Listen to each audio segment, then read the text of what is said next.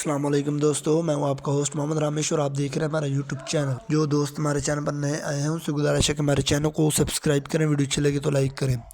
आजकल गंदम के बहुत बुरे हालात चल रहे हैं, तो इसीलिए हम आपको लाइव बोली जो है वो दिखाते हैं। सुनिए ये लाइव बोली। क्या कर रहा है? 50 एक दो 50 रुपए 3 जी मुमताज ट्रेडर जी।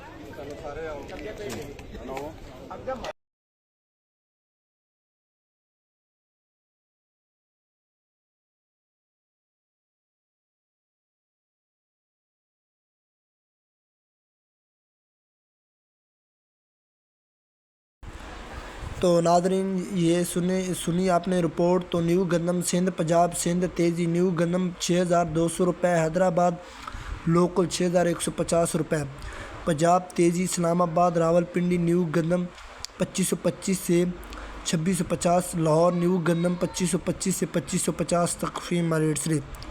गंदम कपास सरसों और मज़ीद फसलों के रेट हासिल करने के लिए हमारे चैनल को सब्सक्राइब करें, वीडियो अच्छी लगी तो लाइक करें। अल्लाह हाफिज़।